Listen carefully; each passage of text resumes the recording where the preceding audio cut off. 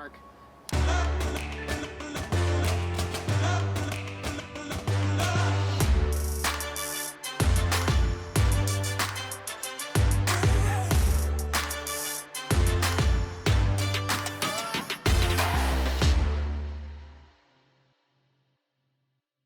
What's up guys, Jason Lore here with Jason Lore Photography and Films, and today we're going to be talking about external flashes. So this is going out to all you photographers out there who are looking to pursue photography as a career and a profession.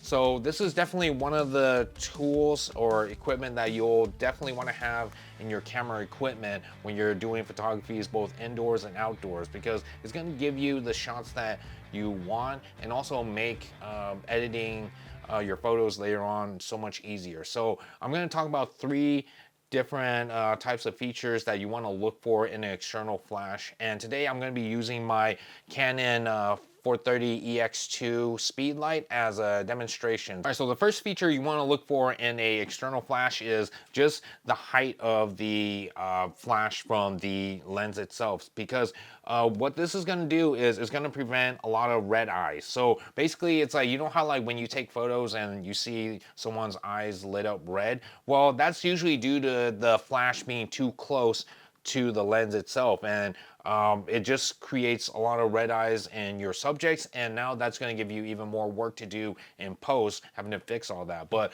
when you have a lens that's far away from the lens, it's going to prevent red eyes, and that's going to give you more faster photo shoot. So second feature is going to be adjustment. So you want your flash to be able to point at different directions. So you can either have it pointing forward, upwards, sideways, left to right, or even right behind you.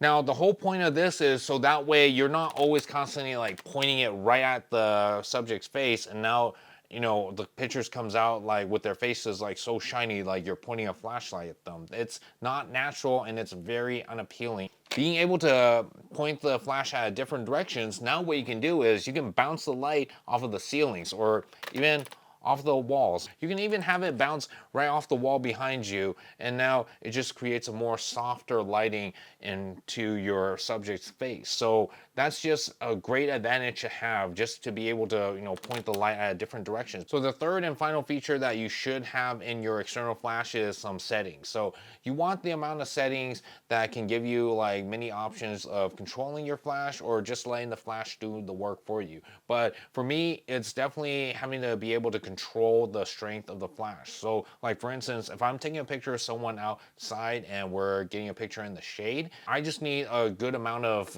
you know, light to where I can brighten up the person's face without having to have like light like just shining on their face, to where it gives it away that you are using a flash, and also it just looks unnatural. So to be able to adjust the strength of the flash is very, very awesome. And also there's other features like just having the flash doing the auto settings for you, so that way all you have to do is just point and shoot, and the flash will just determine the amount of strength to use for you know, the distance between you and your subject. To be able to have like those options, it does give you a more advantage, and also makes editing photos later on so much more easier. All right guys, so that's it for the three features of an external flash that you should be looking for if you're considering purchasing one of these. And I definitely highly recommend you guys purchasing one of these, because you know what, it's definitely made my photography a lot more easier. It's definitely got me the shots that I've been looking for, and you know, a lot of my clients have been very impressed too with the results. So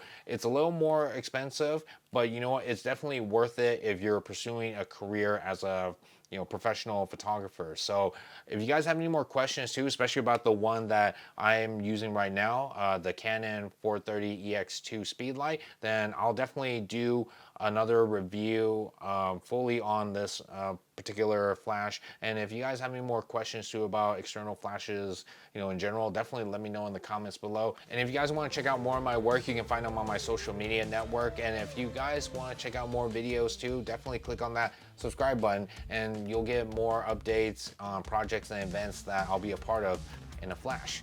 But until then guys, this is Jason Lore with Jason Lore Photography and Films, bringing art, stories, and entertainment.